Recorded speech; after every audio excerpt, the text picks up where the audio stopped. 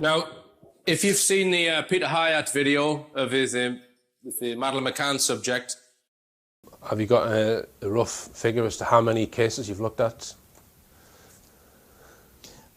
Hundreds. Techniques used to discern deception, but also content analysis. So it goes well beyond just saying if someone is lying or not. What are they lying about? Why are they lying? They are to sit down comfortably, choose their own words. They're given bottled water in a comfortable setting. There is no threats. There is no coercion. Please tell us in your own words what happened. And the person says, well, where do I begin? Wherever you feel comfortable beginning. So we don't introduce any language to them or any words. The person writes out what happened. If we then take that statement and properly analyze it in a scientific method, meaning we expect the same results, putting in the same data repeatedly, the investigator can now know this person did it, when he did it, how he did it, why he did it. Will tell us what happened and what happened next. Those are the two most powerful questions that we have. What happened next? Mm-hmm. It allows them to choose whatever they want to choose, and this is an important point. The average person has a vocabulary of about 20,000 words. When you ask someone what happened, they must go into that vocabulary, decide what words to use out of the 20,000, where to order them, what verb tenses to use, what pronouns to use, where to place each word next to each other to communicate in less than a microsecond of time. That is a process that when disrupted by deception, we catch. When someone uses an unnecessary word, unnecessary phrase, unnecessary detail, we deem it as doubly important.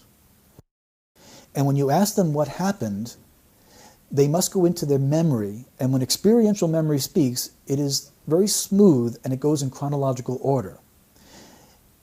A lie will disrupt that, and that causes internal stress. So people say, well, sociopaths don't feel stressed when they're lying. That's not true. They feel very stressed when they're lying because they don't want to be caught. So to disrupt that process is very stressful, and those that are really good at lying will use a substitute of words. So one of the things they'll do, instead of saying, I did not use performance-enhancing drugs, they say, I never used performance-enhancing drugs. I would never. And what they're doing is they're actually distancing themselves from an actual denial. And what about qualifying words which change or weaken a statement? Tell us about that. Sure. It can be used appropriately, it can be used inappropriately. If I said to you, I locked my keys in the car, you can be confident that I know where my keys are. They're locked in the car. If I said to you, I think I locked my keys in the car, that's called a weak assertion because I'm not certain if they're there. I did not shoot that man is very different from saying, I don't think I shot the man. Yeah. You will know that I asked Peter Hyatt at the end of that interview, would he be prepared to analyse some NASA interviews? And he has done that. So I selected a 7-minute long Neil Armstrong interview from 1970, transcribed it, and I've asked Peter to analyse it, which he's done. Cost me $275 for the analysis. So that's what you've paid for, essentially, by coming here. So this interview aired on the Sky at Night on the 18th of November 1970, which is less than a year and a half after the moon landings. So everything should be pretty clear in Neil Armstrong's mind. So what you're going to see here is a very short clip of the interview, followed by Peter Hyatt's analysis, then another clip, and then more analysis. So although it's only a 7-minute long interview, probably take me 20, 25 minutes to get through the analysis. So here goes.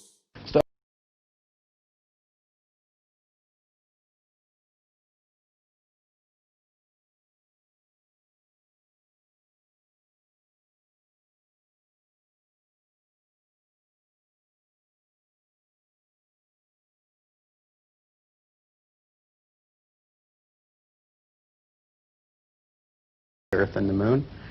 We note and as pauses in the answer and seek to determine if this is a habit of speech or if it is a signal that the subject needs more time to consider his answer. That he began with "the sky is a deep black" indicates a willingness to answer the question directly. This is a somewhat lengthy answer which begins with 2 pauses for thought. The subject is presupposed to have been on the moon, something of great rarity at the time of this interview. The subject is intelligent and well trained. The expectation is that he will, according to the wording of the question, report what he himself saw. In any singular or exclusive event, there is an expectation of heightened importance, and when we speak from experiential memory, the structure of the sentence is reliable. Expected. Given the unique experience of being on the moon, we first note that the subject does not begin his answer with the pronoun I. In analysis, this reduces reliability. Given the context of unique experience, the pronoun I would have shown the psychological strength of experiential memory. Its absence is noted. Even with influence from the interviewer, the expectation is the experiential use of "I saw" in some part of the answer. Next, we note the use of passive voice with "when viewed from the moon." Passive voice removes the subject himself personally from the statement. The use of passivity is found in concealing identity and/or responsibility in statements. For example, "the gun went off" is passive voice. If the subject was in a crowd and did not know who fired the gun, this would be appropriate. Here, the subject is describing a universal viewing and avoiding the singular experience that is expected. Next, when viewed from cislunar space, the space between the Earth and the Moon. This is similar to the universal pronoun "you" that is used to describe a common experience.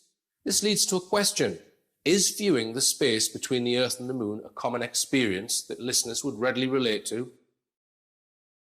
The Earth is the only visible object other than the Sun that can be seen, although there have been some reports of seeing planets. This is his second sentence after reporting in both passive and universal language. He tells us in general terms what you, universal unnamed, can know, similar to what would be reported in a textbook. Please note the inclusion of "some reports." He has thus far avoided giving us personal experience that is highly expected in such an event. This is an indication of avoidance of the response. There is no linguistic connection here between the subject and experiential language at this point. The rule of the negative. Truthful people tell us what they saw, heard, and experienced. When one tells us what they did not see, a la part 1, or hear or experience, the analyst recognizes that this sentence increases in importance. I myself did not see planets from the surface, but I suspect they might be visible. Here we not only have the rule of the negative, but we have the unnecessary addition of the word "myself." Since he experienced something highly unique, not only does he report what he did not see, but he feels it necessary to input himself into the sentence where no such imputation should be needed. Who else would be answering this question, or not seeing what he did not see? He offers a weak assertion. "I suspect they might be visible," appropriately matching "might" with "suspect." Being that he has thus far not told us what he has seen, it is interesting to note the inclusion of the word "suspect." What other word might he have chosen? "I think they might be visible" would be an appropriately weak assertion where one lacks certainty. The word "think" is the most commonly chosen. Therefore, we note the use of "suspect" or "suspicion" within his vocabulary in context of his answer.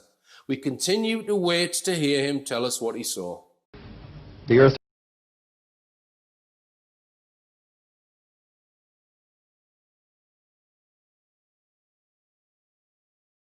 with white lace and of the clouds, and the continents are clearly seen, although they have very little color from that distance.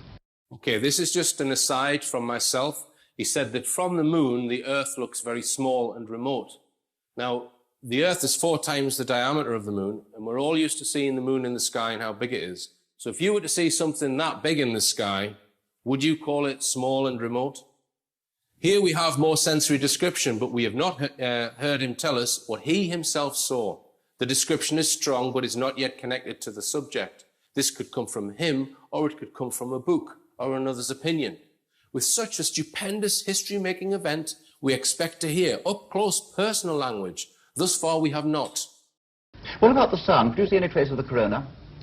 No, the glare from the sun on the helmet visor was too difficult to pick out the corona. Here he says no, which answers the question, but then continues to avoid personal linguistic connection, such as, no, the glare of the sun on my helmet visor was too difficult for me to pick out the corona. This would have been a statement of personal connection, which he has not yet made. Remember, he was asked, did you? With the focus upon himself. He should answer for himself. The only time we could see the corona was during an eclipse of the sun from the moon. That is, when we were flying through the moon's shadow and could observe the solar corona peeking out from behind the moon. Even if he said the only time I could see was when we were flying, which would fulfill the personal, impactful event on self while sharing we when flying. Stronger is what I saw rather than we. The pronoun we could be produced if he and at least one other discussed this specific topic. Still, given the nature of a most unique and overwhelming event, the expectation remains. He should be using I and past tense verbs in correlation with sensory description. Please consider that given the spectacular and unique privilege of what he experienced, the pronoun me may be used in a desire not to claim any glory or credit for himself. This may be an indication of team over individual. Even with this accepted, we continue to expect him to at some point tell us what he experienced. Thus far, he has not. When the pronoun we is used consistently, we look for the first emergence of the pronoun I and conclude that the sentence containing it is very important. Looking at the photographs that you brought back, the coloured photographs of the moon's surface, it seems that the colour of the surface actually varies according to the angle from which you see it. Is this so? Does it do this? Yes, it certainly does. The wording is appropriate given the structure of the question. Does it do this? Answered by it does. We do note the inclusion of certainly as an unnecessary emphasis. It's a characteristic that we observe first while traveling around the moon in orbit. You could see that at the terminator. Rather than saying we saw and the stronger I saw, he only tells us what they could see at this point. What causes this weak assertion? Why does this historical and spectacularly unique event not yet produce a personal response from the subject? At the boundary between the black part of the moon and the lighted part of the moon, it was as if you were looking at a television set with the contrast turned to full contrast. Here he uses the universal you, second person, that is more likely used in commonly experienced issues, such as a television set contrast. Still, however, the lack of personal connection linguistically raises the question of personal impact upon the subject. What follows next is distancing language. Very black and very white. As you moved further into the light, there were more and more shades of gray. But as you moved further, such the sun was higher above the horizon, you actually start to see the tans and browns appear, although at a very low level. This is distancing language. You, but the event described is specific to him and exclusively astronauts. There is nothing universal about the movement described. Whereas the listener can be referred to with the use of a television, the same cannot be said of space travel. Description is in the language, but there is no justification for the distancing use of the pronoun you in a very highly specialized and dramatic personal experience. Similarly, on the surface of the moon, the same characteristic is evident. Here, there is no pronoun I and no past tense verb. The pronoun I used with the past tense verb is a signal of linguistic commitment. Here, no use of I is also in a sentence where the present tense description is given. You can see browns if the sun is high enough. Apollo 12, for example, landed while the sun was only 5 degrees above the horizon. So when they arrived, they saw no browns or tans anywhere, only fairly high contrast grays. He refers back to history and reports what is commonly and already known. The interviewer has asked him specifically for himself of his experiences. This general answer may have caused this next interruption. But you did. But, yes, I did. The sun was at 11 degrees. And Apollo 12 did also the next day when they arose from their sleeping period and the sun was higher. of course, then the browns were observable to them. We finally have the subject speaking for himself. Unfortunately, it is due to an interruption. When he said, "Yes, I did," we hold to an expectation that he would now include himself, I, and tell us the sensory descriptions that he holds within personal experiential memory. He does not. He went back to history from his previous answer. Therefore, we do not have the linguistic connection that remains expected. When you were actually walking about on the moon's surface and kicking about a certain amount of dust, did you notice any local colour? And also, were you at all subconsciously worried about the possibility of unsafe areas? The interviewer presumes he was walking on the moon. We have yet to hear Mr. Armstrong make this claim, or more expectedly, since there is no accusation to the contrary, spoken or unspoken, the linguistic connection. Well, the color is a puzzling phenomenon.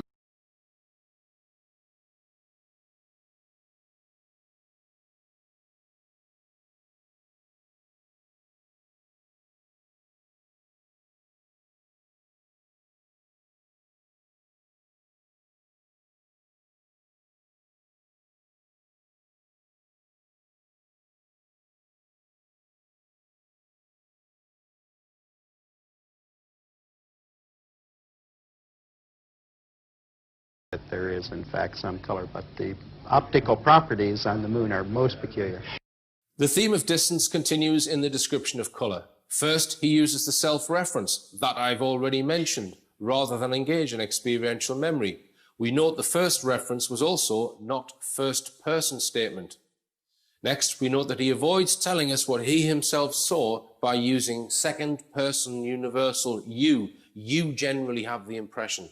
It is impossible for anyone not there to have this impression, including the interviewer, who did not experience it. We prefer he state without qualification what he saw. He does not. When the pronoun I re-emerges, it is a weak assertion. I suspect that as we get, which is another disconnect from the formula of reliability. First person singular past tense with sensory description. When you were actually walking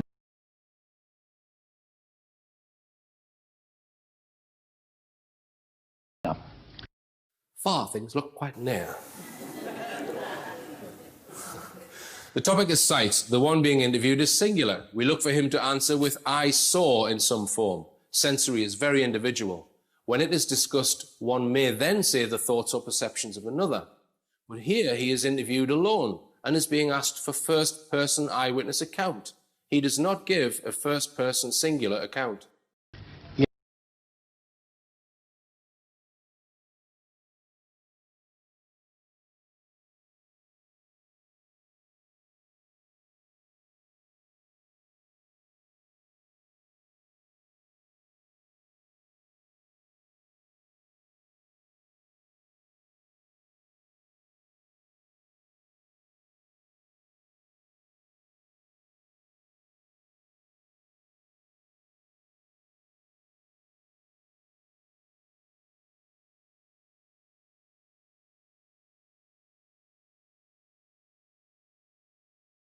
Of the moon than we have here on Earth, of course, 4 times greater, and the fact that it is an irregular surface with crater rims overlying other crater rims.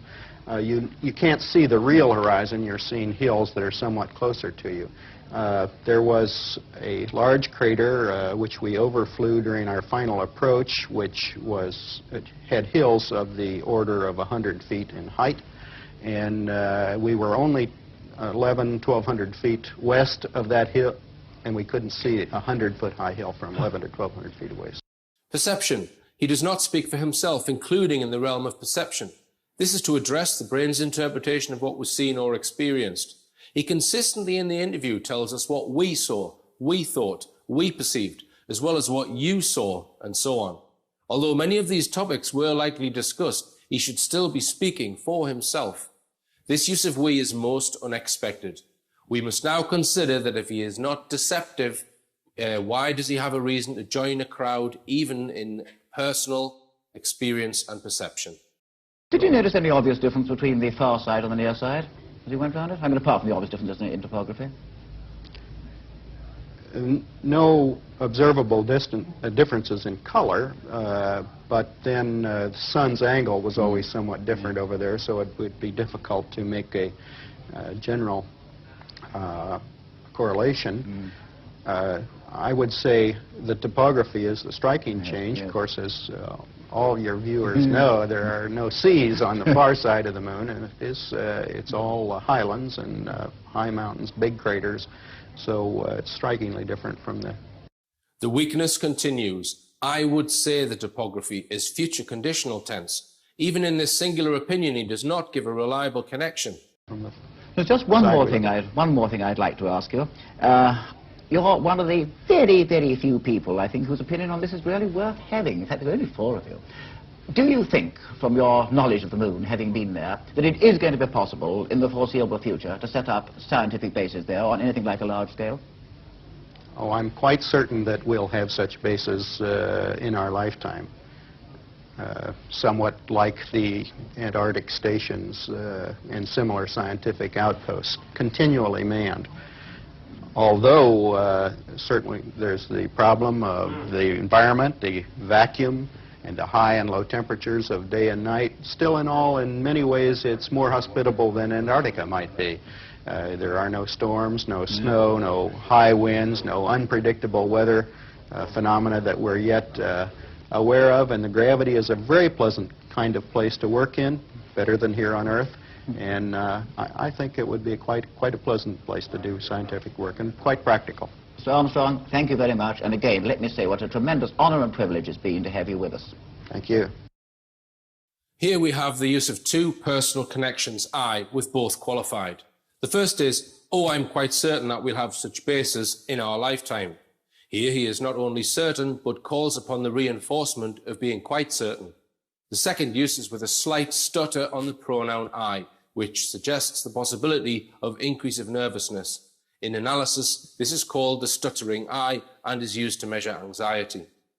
We use the pronoun I millions of times in life. The brain's efficiency is extreme in this regard.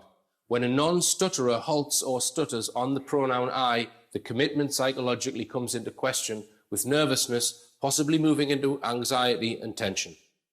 He moves the topic to Antarctica, which is similar to going to another Apollo mission above. Yet we ask, what topic produced the stutter on the pronoun I, the emotion produced regarding a space station?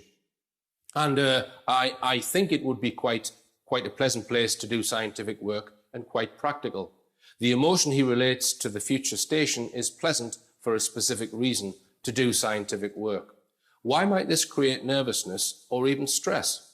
Okay, so Peter Hyatt now gives his conclusions. He says, Neil Armstrong does not linguistically connect himself to the lunar landing. This is evident in his consistent distancing language, including intuitive pronouns and passivity.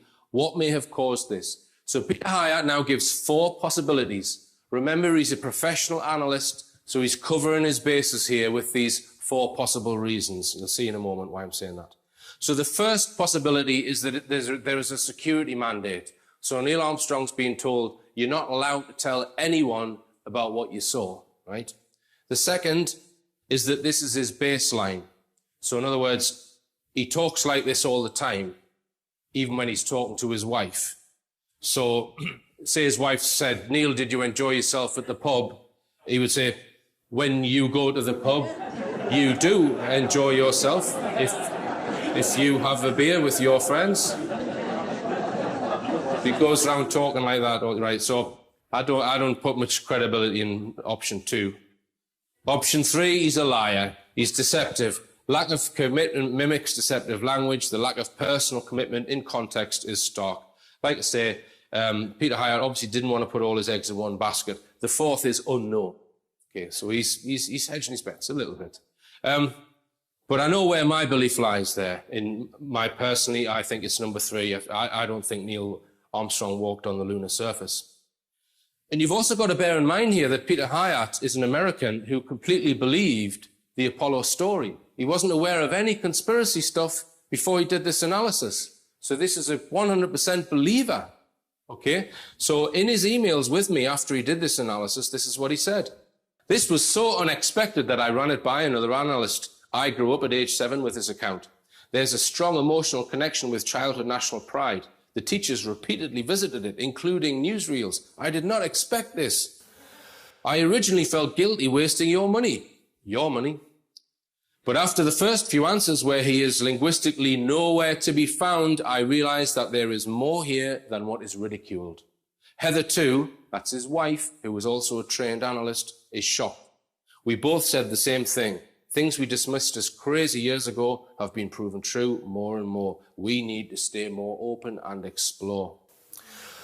Okay, so this is the person who was with the person who does not linguistically connect himself to the lunar surface, Buzz Aldrin, who looks more and more like a lunatic every day.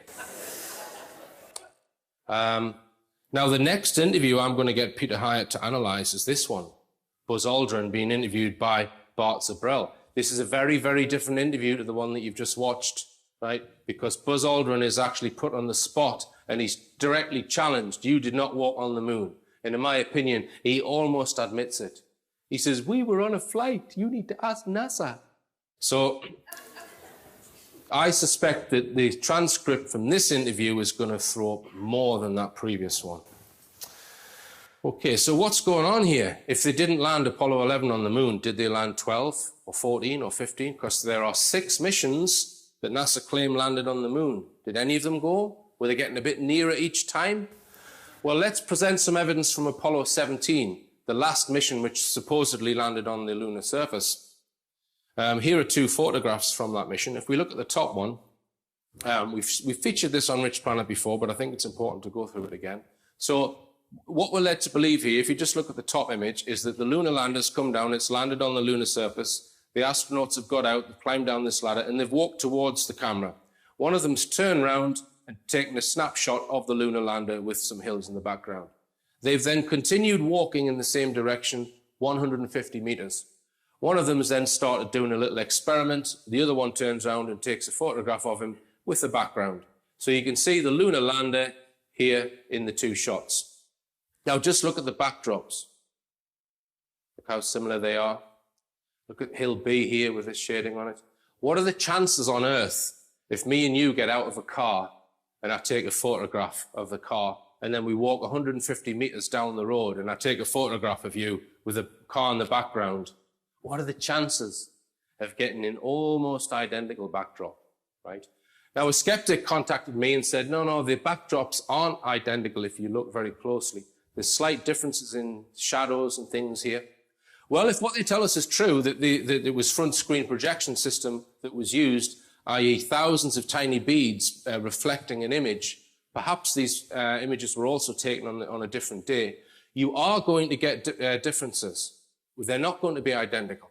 It's not like compositing a green screen image where the images would be identical. So you would expect slight differences in shadow and that kind of thing, which is exactly what we see. So this is very strong evidence, in my opinion, that these photographs are taken in a studio. People have even worked out the size of this studio. You're talking a huge studio, probably in a hangar of the order of 300 meters to the actual backdrop. So it doesn't look good for NASA. Now, this doesn't prove that Apollo 17 didn't land. It just proves that they've faked some photographs in a studio, or it's strong evidence that they've faked some photographs in a studio. So I think they're very, very worried about this evidence, the evidence of Apollo 11, the new evidence that I've just showed you, because it doesn't look good for NASA. And that's why we get articles like this one. This appeared in the Metro newspaper last year, titled, "Here's Why the Moon Landings Weren't Faked. New Conspiracy Study Proves It." So they feel the need to deny moon conspiracy theories. So it says, in the wilder reaches of the internet, lots of people still believe that NASA faked the moon landings and possibly even its entire space program. But it's absolute balls, a new study has shown. It would have simply been impossible to keep it a secret, according to Oxford scientists. If the moon landings had been a hoax involving an estimated 411,000 people, it would have been found out in 3 years and 8 months. British physicist Dr. David Grimes worked out a mathematical way to calculate the chances of a plot being deliberately leaked by a whistleblower or accidentally uncovered. Now then, what this shows is that Dr. David Grimes has done no research into what moon hoax researchers claim, right? So if you read one of the earliest books by Bill Kaysing, written in the 1970s, called We Never Went to the Moon, he explains that the whole thing was done without informing all of NASA. In fact, only informing a tiny handful of people. It's all in his book. So why hasn't Dr. Grimes looked at this book? So in Bill Kaysing's book, Bill Kaysing was a technologist. He worked on some of the Apollo technology. He explains, yes, there was a visible NASA Apollo program, but there was also another secret project called the ASP, the Apollo Simulation Project. This is all in Bill Kaysing's book. And he claims that they had a secret base in Nevada, so a considerable sum of money spent on this group that was used to hoax the mission, between $4 and $7 billion. But even that group, even the secret group that was hoaxing the mission, was being ran to Manhattan Project style rules. So only a few people underneath actually knew what was going on. So the Manhattan Project to develop the atomic bomb, only 6 people knew what they were doing. And Bill Kaysing claims that with the hoaxed moon landings, it was the same. So let me give you a little example. In my career as an engineer, the company I worked for used to build these things. This is a generator in a power station, produces the electricity that comes in your home. So I worked for a company called NEI that used to build these. And I worked in the control systems department. So when you have a huge generator like this, you have a rack of electronics called an AVR, automatic voltage regulator, which would look something like that. And it's controlling all aspects of that generator, the voltage and the frequencies and that kind of thing.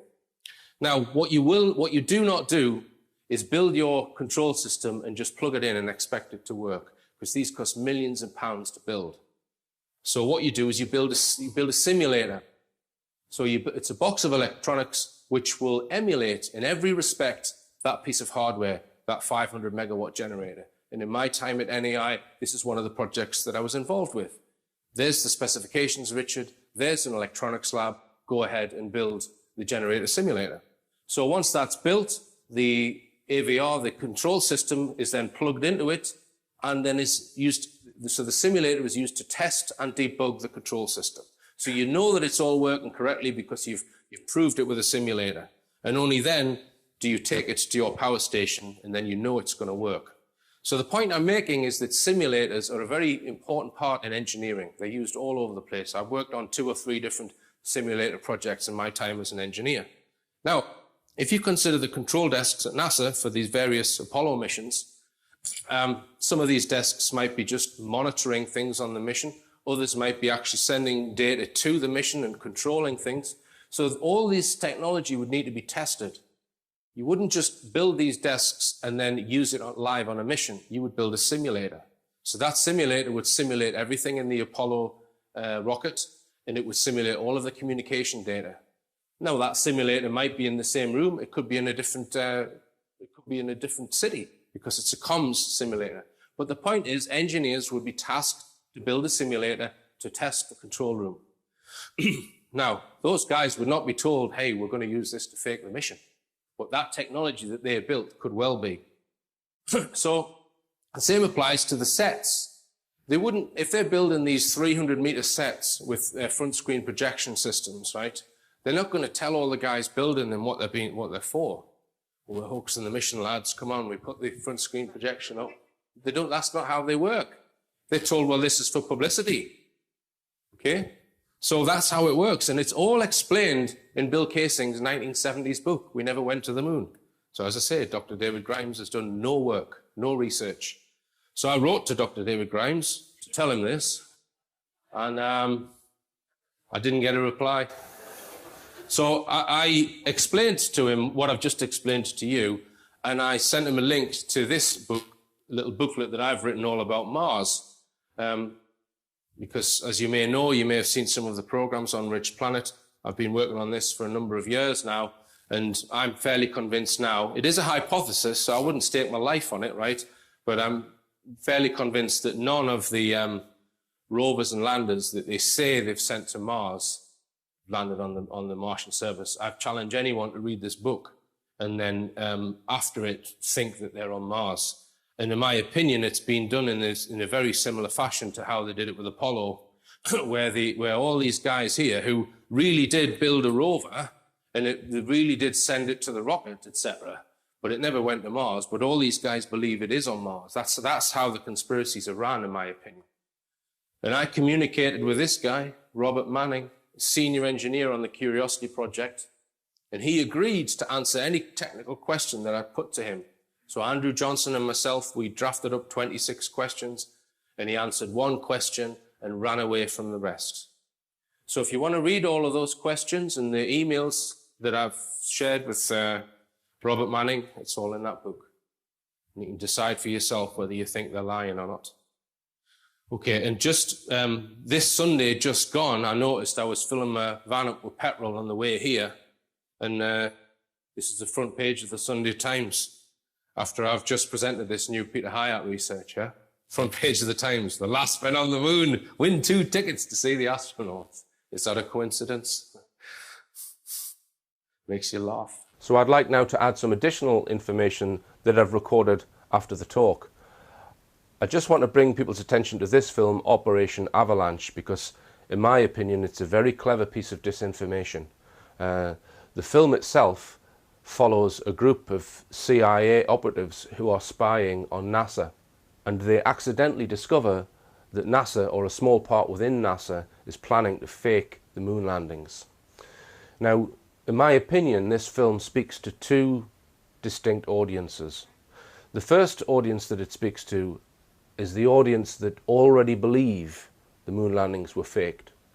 And what I think the message is that it's trying to put out to that group is that if the moon landings were faked, then it wasn't authorized.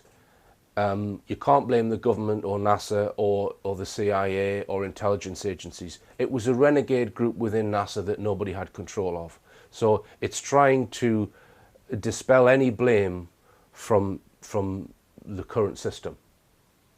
The second group that I think this film is speaking to is the larger group which just believe the moon landings happened as they were reported. Now, in this film, there's much evidence that Moonhawks researchers put forward is covered. So the Stanley Kubrick front screen projection is mentioned, the famous Sea Rock is mentioned, and many, many other pieces of evidence is mentioned in this film. So it's as if they're trying to mop up all of the evidence that Moonhawks researchers have come forward with in order to debunk the moon landings. And they've put it in this film to present it in a slightly wacky way to people who believe the moon landings were real. So if those people then encounter that evidence at a later date, they're more likely to dismiss it because they've seen it in this wacky film. So that's what I think this film is up to, a very clever piece of disinformation. I'm going to read some comments now from Wikipedia about NASA. Just to point out, I don't read from Wikipedia because it represents truth. I read from Wikipedia because it represents the official narrative. It represents what NASA has told the public. So this is the first comment I want to draw people's attention to. Apollo set major milestones in human spaceflight. It stands alone in sending manned missions beyond low Earth orbit and landing humans on another celestial body. So just consider that. Nobody else, no country, no organization other than the Apollo moon missions have sent anyone beyond low Earth orbit. Now, if you consider the evidence that I've just presented, it's quite possible that those Apollo moon missions did not go beyond low Earth orbit.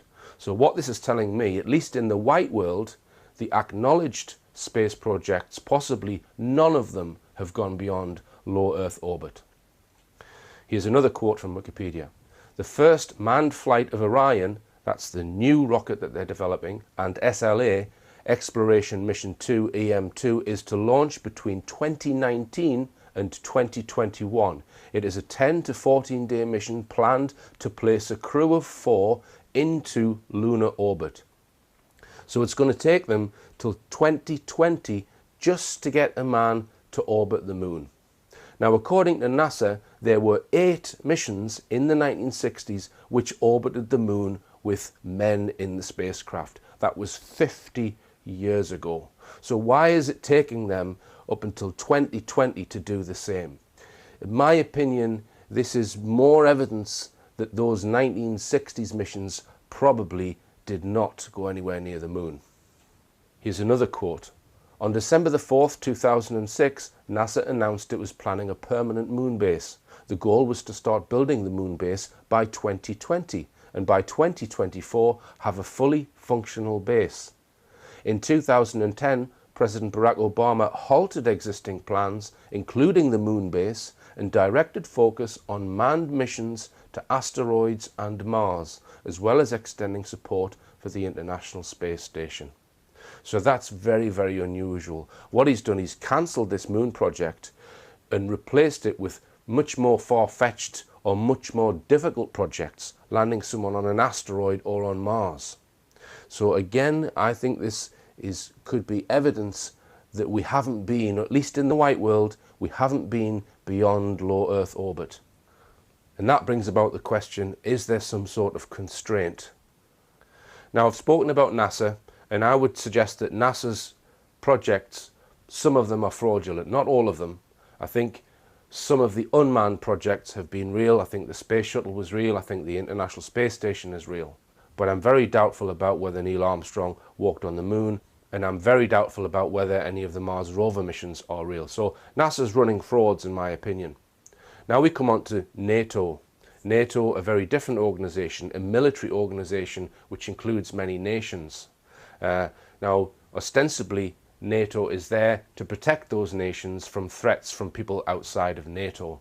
But if you dig a little bit deeper, you realize that NATO has been used for some very nefarious activities, including Operation Gladio, which was terrorist attacks that were being planned in Europe and blamed on Russia. And it's believed that NATO were involved in that. It's my belief that NATO also have been running secret groups connected to UFOs and possibly targeting and acquiring UFO hardware. Okay, so I'm going to talk about my film UFOs and NATO now.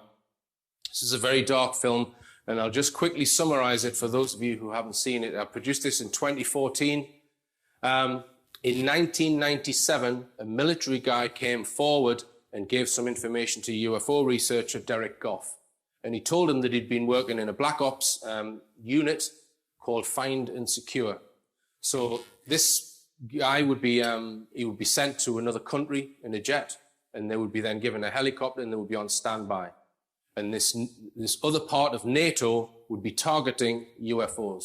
So anything that came down to the ground, whether it would be some wreckage from a craft or whatever, their job was to go out in the helicopter and then seal off all of that evidence and stay there, camped out on the ground, until another American team came in to collect up all the evidence and then take it away. And so he said that sometimes they would be camped out in a remote location for up to 5 days, people in this unit. And he said in his tour of duty, he witnessed many, many UFOs, and he also witnessed between 35 and 40 mutilated human beings mutilated in exactly the same way that we see animal mutilation cases linked to UFOs. Incredible claims. Now, one of the interesting things that Derek Goff asked him was, well, hang on, you're sent out to another country, which takes a while to get there, and then there's engagement with UFOs. He said, yeah.